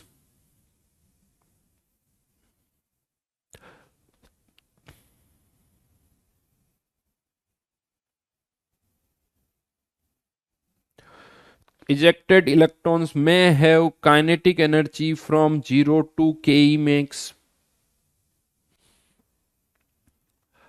अब यहां पर क्वेश्चन बड़े सिंपल से आते हैं। क्वेश्चन ज्यादातर क्या आएंगे, के ई मैक्स निकालो। ज्यादातर क्वेश्चन क्या आएंगे, मैक्सिमम काइनेटिक एनर्जी क्या हो सकती है। बाकी सारी इंफॉर्मेशन क्वेश्चन में गिवन होगी, थ्रेशोल्ड एनर्जी गिवन होगी या थ्रेशोल्ड फ्रीक्वेंसी गिवन होगी, फोटोन की फ्रीक्वेंसी गिवन होगी, वैल्यूज पुट करो, यहां से आप काइनेटिक एनर्जी फाइंड आउट कर सकते हो। या फिर इसी फॉर्मूले को आप ऐसे भी लिख सकते हो, maximum kinetic energy. Kinetic energy किसके बराबर होती है, हाफ एम वी स्क्वायर। तो जो इलेक्ट्रॉन इजेक्ट हो रहे हैं उनकी हम यहां से क्या फाइंड आउट कर सकते हैं, मैक्सिमम स्पीड फाइंड आउट कर सकते हैं। मैक्सिमम स्पीड और ये कह सकते हो जो सरफेस से इलेक्ट्रॉन निकल रहे हैं ना, उनकी काइनेटिक एनर्जी कह सकते हो मैक्सिमम के बराबर होगी, क्योंकि वो किसी से टकरा नहीं रहे, वो किसी से टकरा नहीं रहे। तो जो सरफेस से इलेक्ट्रॉन निकल रहे हैं, कह सकते हो कि उनकी काइनेटिक एनर्जी के ई मैक्स के बराबर होगी। लेकिन जो अंदर से निकल रहे हैं, हो सकता है बराबर के ई मैक्स के बराबर हो या ना हो। राइट। अब ज्यादा कुछ है नहीं, फॉर्मूला है सिंपल सा, कैलकुलेशन क्वेश्चन आ सकता है बट उसमें कैलकुलेशन होगी, बहुत ज्यादा ऐसा कुछ नहीं है। सिंपल सा एक फॉर्मूला है which is known as photo electric effect. और अब यहीं से मैं आपको ये समझाऊंगा कि ये प्लांक्स क्वांटम थ्योरी को कैसे सपोर्ट करता है, ये बात प्लांक्स क्वांटम थ्योरी के फेवर में कैसे जाती, ये मैं आपको समझाऊं। तो यहां पर भी लॉजिक वही है कि अगर इलेक्ट्रॉन को इजेक्ट करना है तो एक सिंगल फोटोन की एनर्जी उसकी आयनाइजेशन एनर्जी से ज्यादा होनी चाहिए, क्योंकि या तो वो फोटोन पूरा एब्जॉर्ब होगा या नहीं होगा।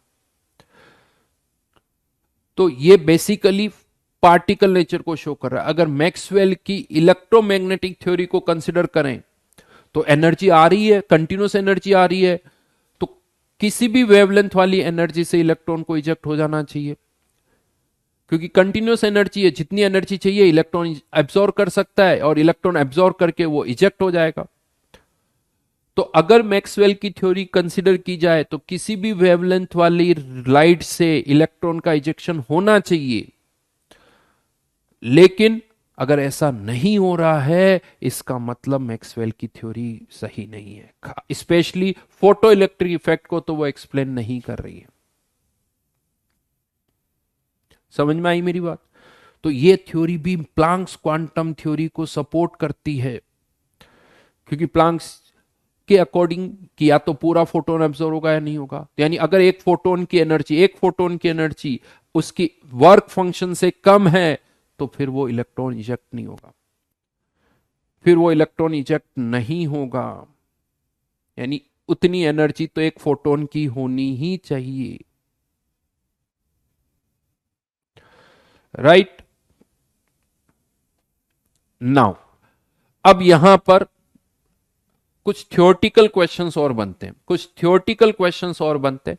वो थ्योरेटिकल क्वेश्चंस क्या बनते हैं उस पर मैं आ रहा हूं। हाँ, बट उससे पहले अगर हम चाहें यहां पर तो एक कर्व प्लॉट किया जा सकता है, जो कि कभी कभी आ जाता है। अगर हम maximum kinetic energy versus frequency के बीच में कर्व प्लॉट करें, maximum kinetic energy versus frequency of incident light, तो कह सकते हो कि इसका एक तो जो स्लोप है वो तो h है, स्लोप तो पॉजिटिव है, लेकिन इंटरसेप्ट नेगेटिव है, इंटरसेप्ट इज नेगेटिव।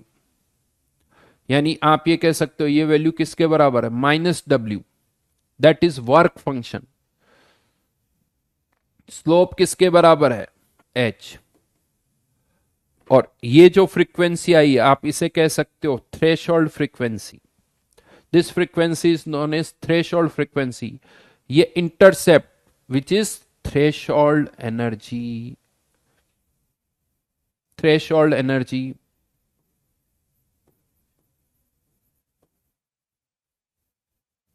जैसे अगर ये इंटरसेप्ट -50 है तो -50 को -w के बराबर कर देंगे तो w की वैल्यू कितनी आ जाएगी, 50।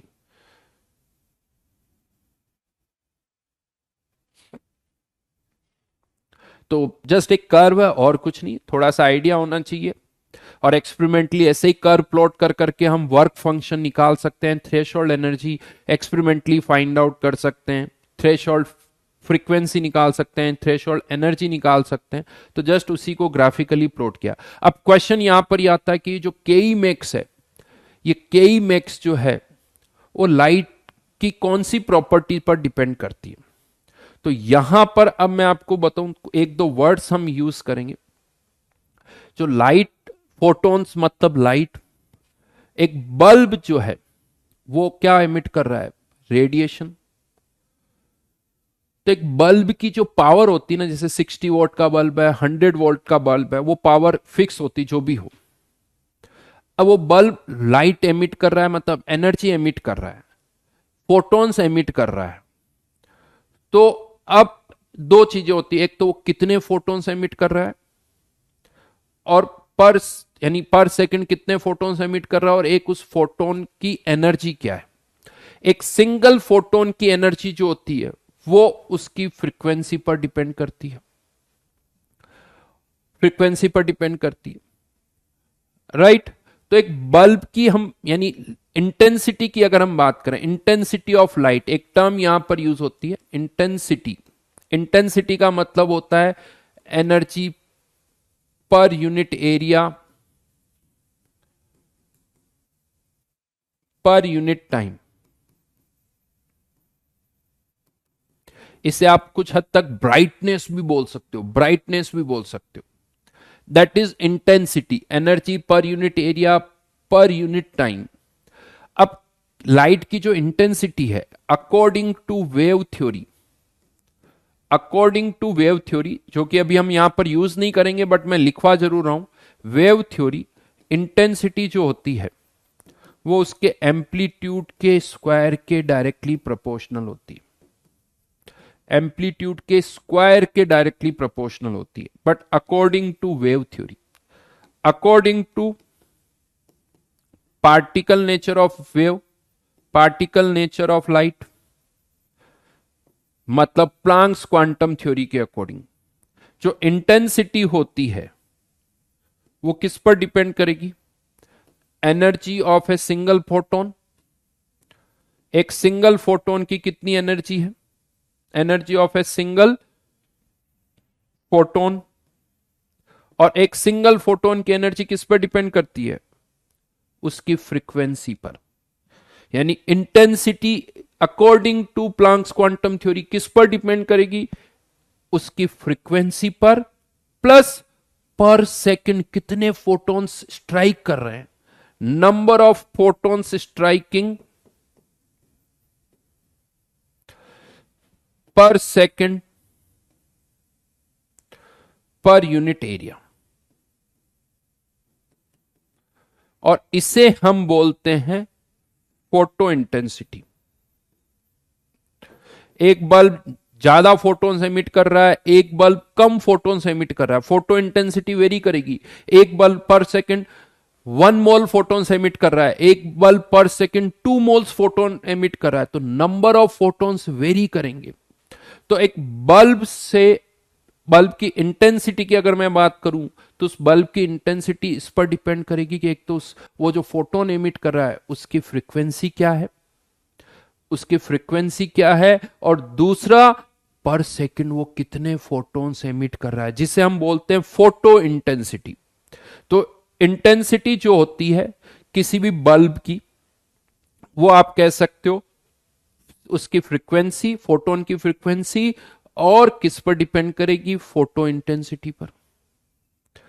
अब क्वेश्चन ये आता है कि ये जो केई मैक्स है, ये केई मैक्स जो है, एक फोटोन जो इजेक्ट हो रहा है उसकी मैक्सिमम काइनेटिक एनर्जी, वो किस पर डिपेंड करेगी, फ्रीक्वेंसी पर या फोटो इंटेंसिटी पर, वो किस पर डिपेंड करेगी।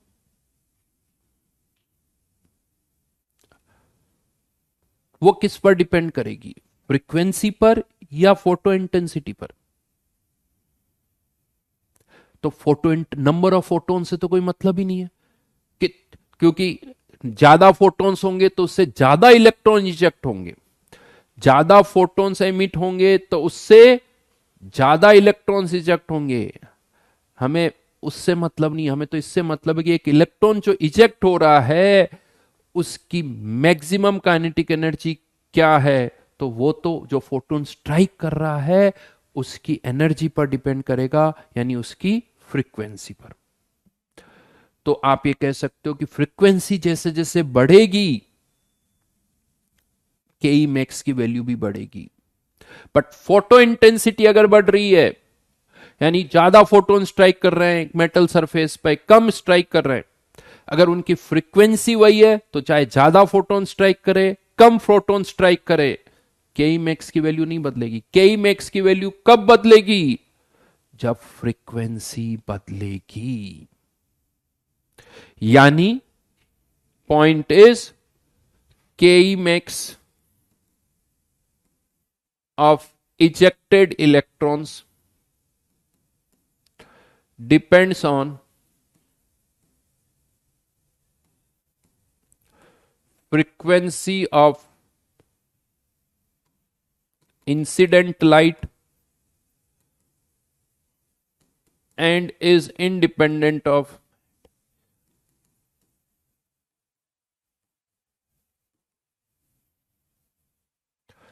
photo intensity.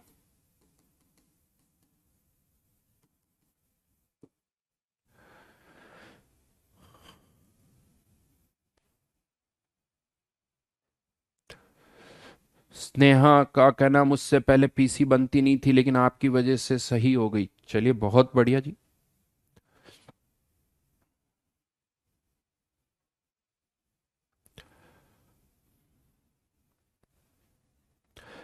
एनर्जी बोलो, फ्रीक्वेंसी बोलो, फ्रीक्वेंसी चेंज होगी तो फोटोन की एनर्जी चेंज होगी। पैरामीटर दो है, फ्रीक्वेंसी और photo intensity. Number of photons, photo intensity basically क्या है? Number of photons. Number of photons ज्यादा गिर रहे हैं, कम गिर रहे हैं, उससे मैक्सिमम काइनेटिक एनर्जी को कोई लेना देना नहीं है। मैक्सिमम काइनेटिक एनर्जी को किससे लेना देना है? उस फोटोन की फ्रीक्वेंसी से है। अगर उस फोटोन की फ्रीक्वेंसी ज्यादा होगी तो काइनेटिक एनर्जी भी ज्यादा होगी, फोटोन की फ्रीक्वेंसी कम होगी तो काइनेटिक एनर्जी भी कम होगी। अब वो फ्रीक्वेंसी बोल दो, वेवलेंथ बोल दो, एनर्जी ऑफ फोटोन बोल दो, बात तो एक ही है, सारी चीजें एक ही है। फोटोन की वेवलेंथ बोल दो, फोटोन की फ्रीक्वेंसी बोल दो, या फोटोन की एनर्जी, उस पर के ई मैक्स डिपेंड करेगी। नंबर ऑफ फोटोन से कोई लेना देना नहीं है कि 50 फोटोन स्ट्राइक कर रहे हैं या 100 कर रहे हैं, उससे के ई मैक्स का कोई लेना देना नहीं है। देन ये तो बात होगी के ई मैक्स की, कि के ई मैक्स किस पर डिपेंड करती है, काइनेटिक एनर्जी किस पर डिपेंड करती है। नाउ सेकेंड पॉइंट पर मैं आ रहा हूं। अब यहां पर एक टर्म और डिफाइन होती है जिसे हम बोलते हैं फोटो करंट। फोटो करंट ये क्या होता है, चलिए देखते हैं। What is photo current? ये बड़ा इंटरेस्टिंग चीज है। लेट्स से एक मेटल प्लेट है और इस मेटल प्लेट से हमने यूं कह दो एक वायर कनेक्ट कर दिया। इस वायर से यूं मान लो कि एक बल्ब कनेक्ट कर दिया। एक बल्ब है, ठीक है। आपको पता है एक बल्ब कब लाइट अप होता है? जब उसके थ्रू करंट पास होती, इलेक्ट्रॉन्स फ्लो करते हैं। यहां पर अब आप कह सकते हो कि कोई बैटरी और कुछ भी नहीं लगाया हमने, ना बैटरी है ना कुछ है, तो करंट पास होगी नहीं, तो ये बल्ब कुछ लाइट अप नहीं होगा, ये जलेगा नहीं। बट अब हमने क्या किया, इस बल्ब की इस प्लेट पर, ये एक मेटल प्लेट है, इस मेटल प्लेट पर लाइट गिराना स्टार्ट किया। इस पर लाइट जब गिरने लगी तो हम क्या देखते हैं कि ये बल्ब लाइट अप हो जाता है, बल्ब जलने लगता है। ये कैसे हो गया भाई? ऐसा क्यों हुआ? तो जैसे ही यहां पर लाइट गिरी, इस मेटल प्लेट से इलेक्ट्रॉन इजेक्ट हुए। इलेक्ट्रॉन इजेक्ट होके इस एंड पर आ गए, और जब यहां से इलेक्ट्रॉन इजेक्ट हुए तो इस मेटल प्लेट पर प्लस चार्ज आ गया इलेक्ट्रॉन के इजेक्ट होने के कारण। तो ये इलेक्ट्रॉन इस मेटल प्लेट पर पहुंच के यहां पर आ गए और फिर इस वायर के थ्रू मूव करते हुए, वायर के थ्रू मूव करते हुए वापस यहां लौट गए। यानी इलेक्ट्रॉन यहां से मूव कर रहे हैं और यहां से उसका फ्लो हो रहा है। यानी मतलब इस वायर में एक करंट फ्लो कर रही है। इलेक्ट्रॉन इस डायरेक्शन में तो करंट की डायरेक्शन अपोजिट, और इलेक्ट्रॉन मूव कर रहे हैं मतलब करंट फ्लो कर रही है। तो इस ये बल्ब जो है वो लाइट अप हो रहा है। तो करंट क्यों फ्लो कर रही है? Because of these photo electrons. In photo electrons के कारण यहां एक करंट फ्लो कर रही है। इसी करंट को क्या बोला जाता है? Photo current. इसी करंट को बोला जाता है फोटो करंट। यानी current produced by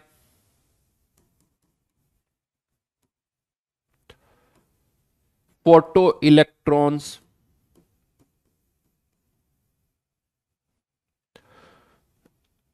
current produced by photoelectrons is known as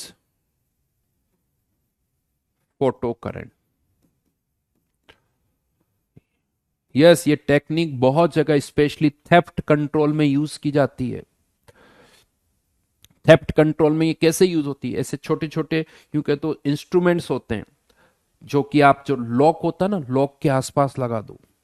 दरवाजे में जो लॉक होता है वहां लगा दो। उससे क्या होता है, जब कोई थेफ्ट यानी टॉर्च की अगर लाइट गिरती है तो बल्ब लगा दो, या इस पर कुछ अलार्म लगा दो, या कोई सायरन लगा दो।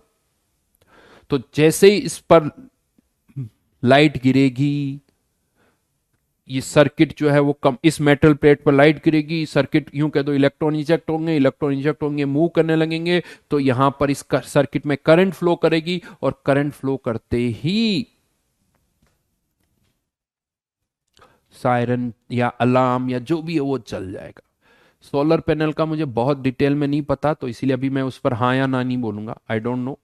हाँ, कंसेप्ट तो वहां पर भी सब कुछ ऐसा ही है, देखो मोस्टली कॉन्सेप्ट वही है, बट एग्जैक्टली मुझे नहीं पता। बट होना यही चाहिए, ये मेरा फील कहता है कि सोलर पैनल में भी इसी तरह की सिचुएशन ही होती है, और वहां से भी हम करंट और ये सारी चीजें प्रोड्यूस करते हैं।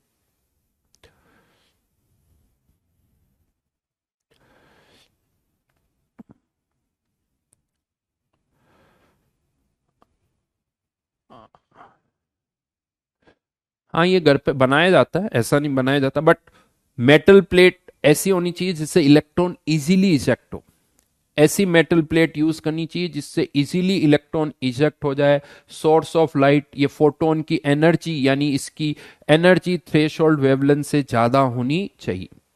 अब क्वेश्चन यहां पर यह आता है कि ये जो करंट प्रोड्यूस हो रही है, ये जो करंट प्रोड्यूस हो रही है, ये किस पर डिपेंड करेगी? ये फ्रीक्वेंसी ऑफ लाइट पर डिपेंड करेगी या number of photons per depend करेगी? तो यहां पर फोटो करंट, फोटो करंट किस पर डिपेंड करेगी? कितने इलेक्ट्रॉन्स पर सेकंड इजेक्ट हो रहे हैं, कितने इलेक्ट्रॉन्स पर सेकंड इजेक्ट हो रहे हैं, ये किस पर डिपेंड करेगा कि कितने फोटॉन्स यहां पर सेकंड स्ट्राइक कर रहे हैं। जितने ज्यादा फोटॉन्स पर सेकंड स्ट्राइक करेंगे उतने ही ज्यादा इलेक्ट्रॉन इजेक्ट होंगे, फोटो करंट उतनी ही ज्यादा होगी। यानी फोटो करंट जो है, फोटो करंट जो है, photo current depends on photo intensity, photo intensity and is independent of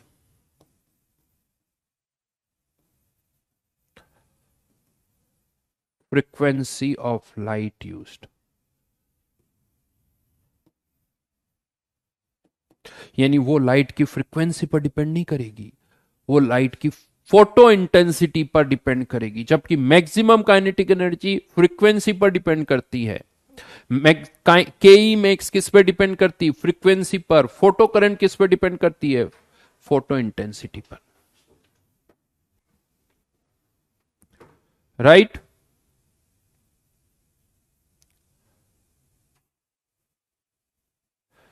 वनीश्री, electron negative से नहीं, यहां पर पहले न्यूट्रल चार्ज था, इलेक्ट्रॉन इजेक्ट हो गए इसीलिए इस पर प्लस चार्ज आ गया। अब ये इलेक्ट्रॉन यहां पहुंचेंगे तो इस पर माइनस चार्ज आ गया, और फिर ये इलेक्ट्रॉन यहां से घूमते हुए यहां आ जाएंगे, फिर यह न्यूट्रल हो गया, फिर इलेक्ट्रॉन इंजेक्ट होंगे, फिर घूमते हुए यहां आ जाएंगे, फिर यहां से इलेक्ट्रॉन इंजेक्ट होंगे, ये प्लस चार्ज आएगा, इलेक्ट्रॉन यहां आएंगे तो ये न्यूट्रल हो जाएगा। इस तरह से ये चलता रहता है।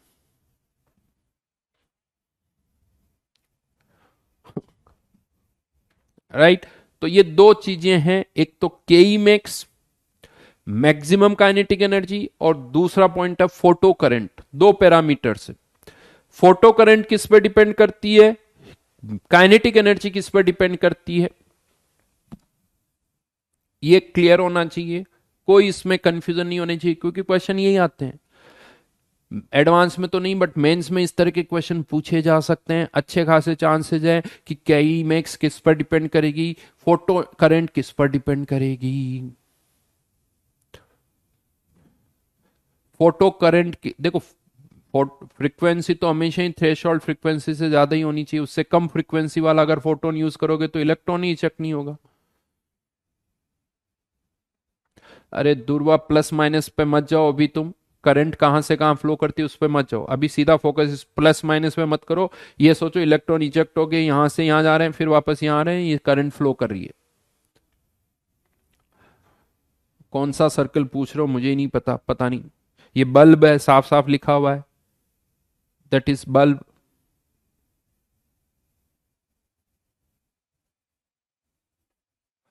How we remember those all points, these all points? अच्छा, मत करो बेटा, यही करना तो याद करो, नहीं तो छोड़ दो।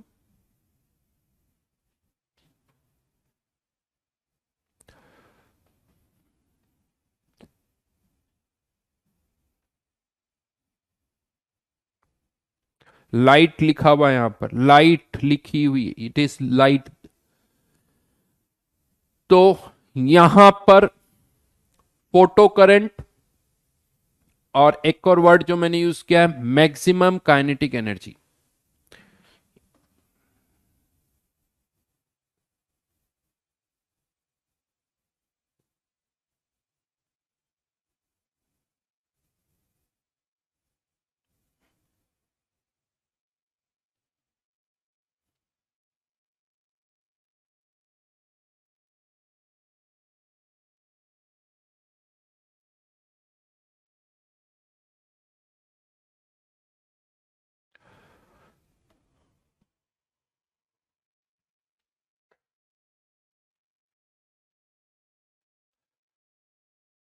राइट। चलो, आज के लिए इसमें एक और टर्म है, बट वो मैं नेक्स्ट क्लास में ही बताऊंगा आपको। वो नेक्स्ट क्लास में बताऊंगा। एक छोटा सा पॉइंट और है, उसके बाद हम आगे बढ़ेंगे।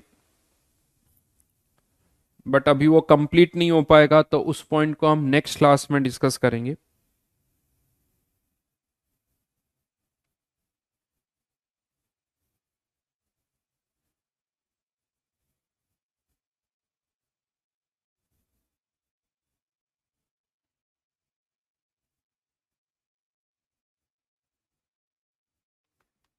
तो होमवर्क नोट कर लीजिए। Photo electric S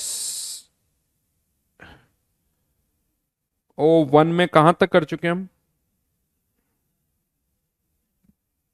O one में कहां तक कर चुके हैं हम? 23rd तक शायद कर चुके हैं, या उसके भी आगे कर चुके हैं। 32 तक,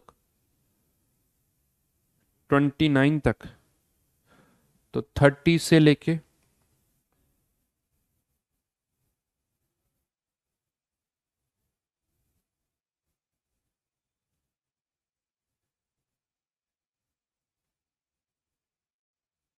36,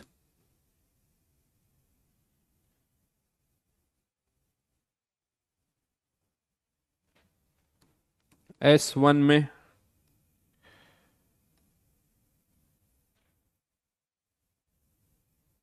40,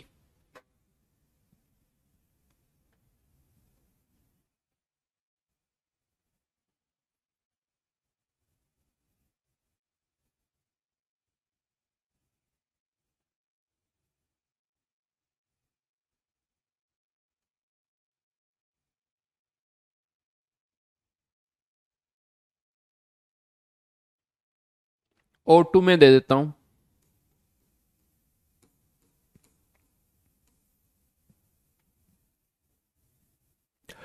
जेई मेंस में अभी मुश्किल होगी, उसमें क्या होता, फिर बीच बीच में मिक्स है, क्योंकि उसमें ईयर वाइज क्वेश्चन होते, तो वो सब टॉपिक वाइज नहीं होते ना।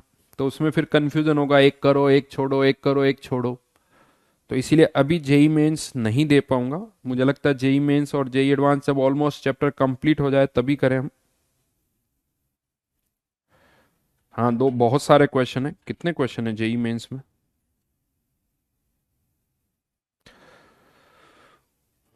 जेई मेंस में है 63 क्वेश्चंस। इनफैक्ट मुझे लग रहा है मैंने कुछ कम भी किए थे शायद,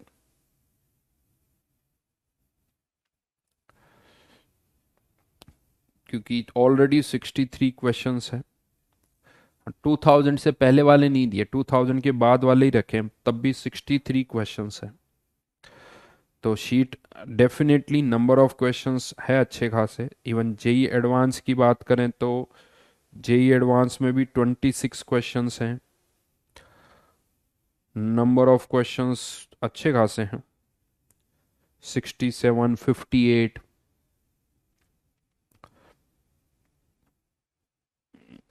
यानी रफली ये कितने हो गए, 125, राइट, 125। फिर उधर O2 में आ जाते हैं 27, तो 152, फिर 20, 172, उसके बाद यानी 200, लगभग लगभग 260 क्वेश्चंस के आसपास है।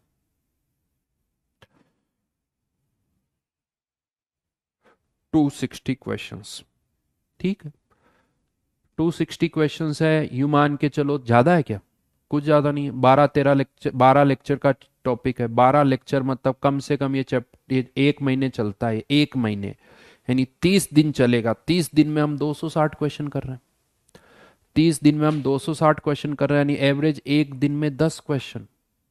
एवरेज एक दिन में 10 क्वेश्चन बहुत ज़्यादा है, ऐसा? बोलो बोलो, ज़्यादा लग रहा है क्या किसी को?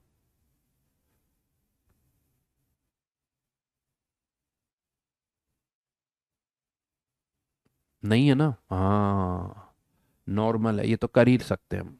बिल्कुल सही कह रहे हो, कर ही सकते हो। और बहुत सारे क्वेश्चन देखो थियोरटिकल है। मेजर क्वेश्चंस तो क्या है, O1 वाले खट खट टिक टिक टिक करो, तो वो जल्दी हो जाएंगे। जेई मेंस के भी बहुत सारे क्वेश्चन बड़े जल्दी हो जाएंगे। न्यूमेरिकल्स नहीं ना, उसमें टाइम ज़्यादा लगता है।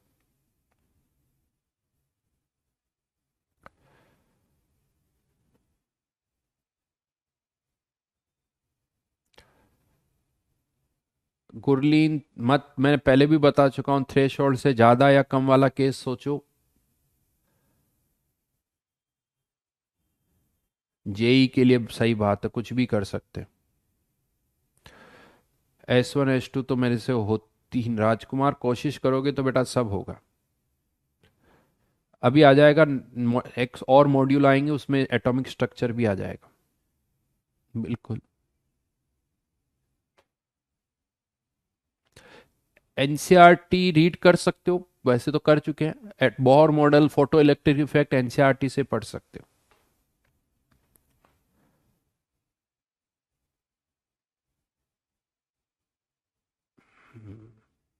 मैंने भी 261 ही बोला था, मेरी भी मैथ कैलकुलेशन ठीक ही है बेटा।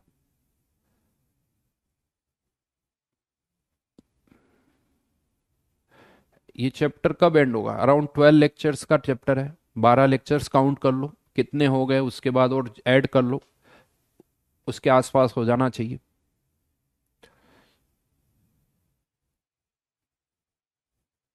इतने क्वेश्चंस करने के बाद तो एटॉमिक स्ट्रक्चर रन करेगा, बिल्कुल रन करेगा, दौड़ेगा।